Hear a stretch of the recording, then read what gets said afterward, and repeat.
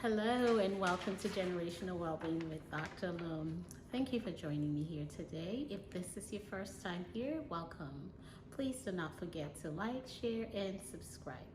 So it is fall season, it's getting colder, and we are now seeing the flu virus showing up. COVID virus is still very much around, and so many other winter viruses that are showing up a little bit earlier than we typically will see.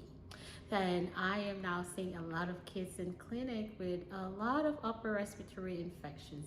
Yes, I know the love to share the love, spread the germs, but I'm going to give you a few things you have to pay attention to that may be suppressing your child's immune system and inhibiting their ability to fight whatever infection or whatever virus they may come in contact with.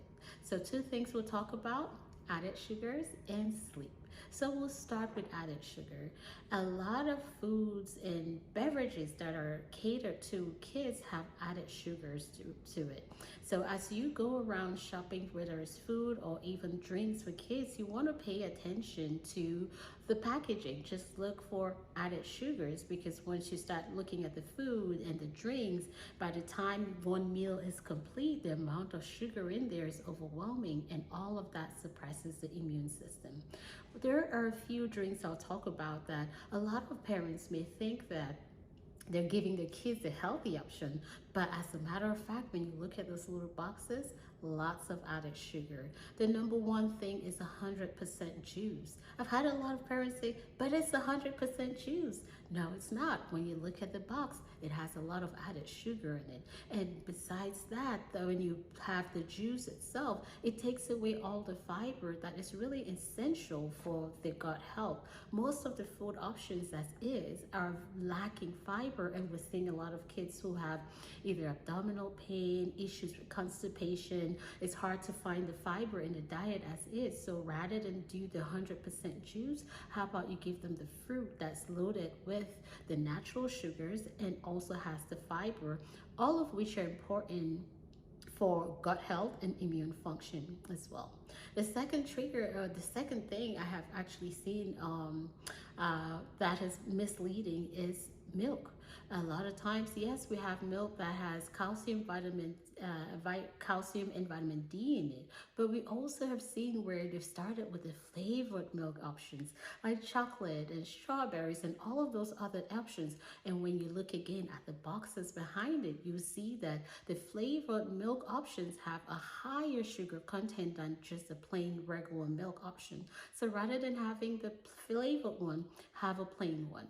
Now, when it comes to milk, I prefer the cultured ones that has probiotics in it and none of the hormones that are out there. So it's not just the milk, you're getting the calcium, the vitamin D, and you're having probiotics that are really good for your gut health as well. That goes to with yogurt. A lot of yogurt is flavored, and fruit yogurts and stuff. Most of those things have added sugar, so go for the plain ones.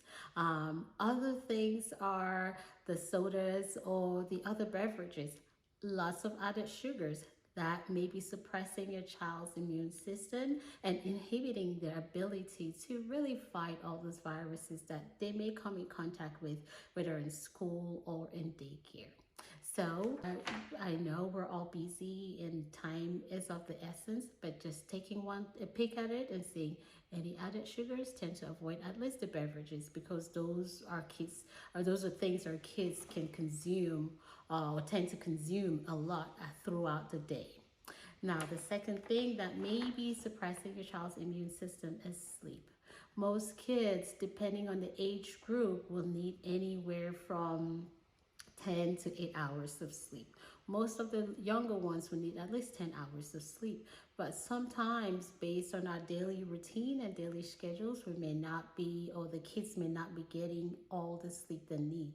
Sleep is essential for our body's immune function, in addition to so many other things. It helps with focus, especially with schoolwork. It helps with memory. It helps with so many things. So sleep is really essential, not only for helping to fight disease, but it helps with their development and with their school and also it helps not only with development but also with their school performance, right? So if you have a kid, maybe we're having an issue with putting our kids to sleep, they don't want to go to sleep, they tend to sleep late, or they just have issues with waking up, starting out with a bed routine may be a place to start.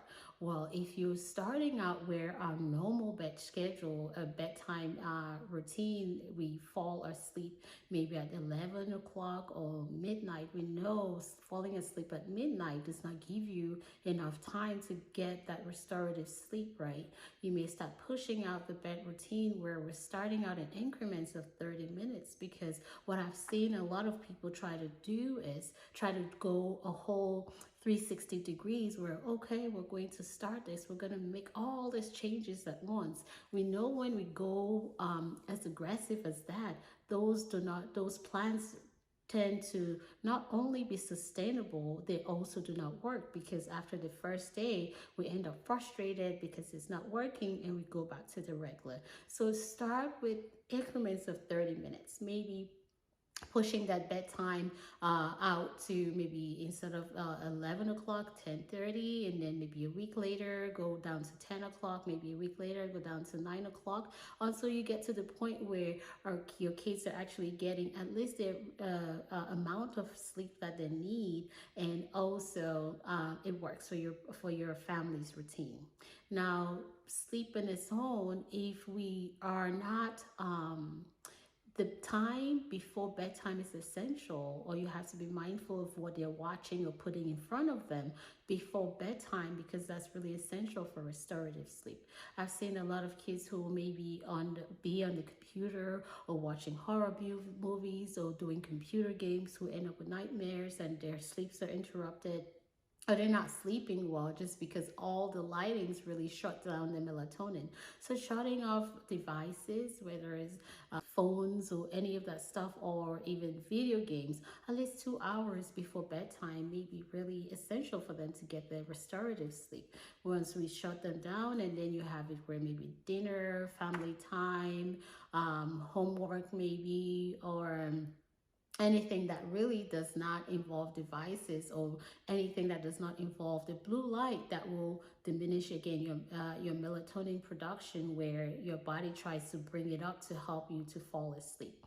Now, there's some kids who may start off needing the melatonin, or like that's the only thing that makes them sleep. So sometimes you give them the melatonin and they're again on the devices, it's just counteracting each other. So whether your kid needs something to sleep or not, having a routine, once your body gets used to that new routine too, will get to the point where you will not even need that, because your body produces the natural melatonin to go to sleep.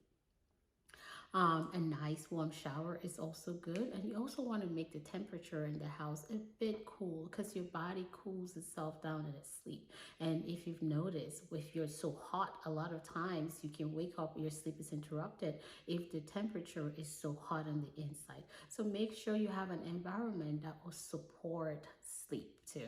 And make it a family thing, because another thing I've noticed too is that parents who tend to sleep late, they have kids who tend to sleep late. Because a lot of times we're like, okay, it's time for bedtime, and we get the kids in the rooms, but we're still out there doing stuff. Once they hear the noise on the outside, or they hear the TV going, they may not want to go down to sleep as easily, because they're still hearing, it's like I'm missing out on what's going on. So make it a family thing where either you shut it down, or if you have work to do it where it's quiet, so the house is nice and quiet, and that allows them, or allows the whole family, to go down together as bedtime. So hopefully this helps prioritize sleep and eliminate sugars, just a way to help boost your child's immune system and help them fight disease. Leave any questions in the comment box. Let me know if there's anything else you want to listen to. Thank you again for watching. This is Dr. Lum.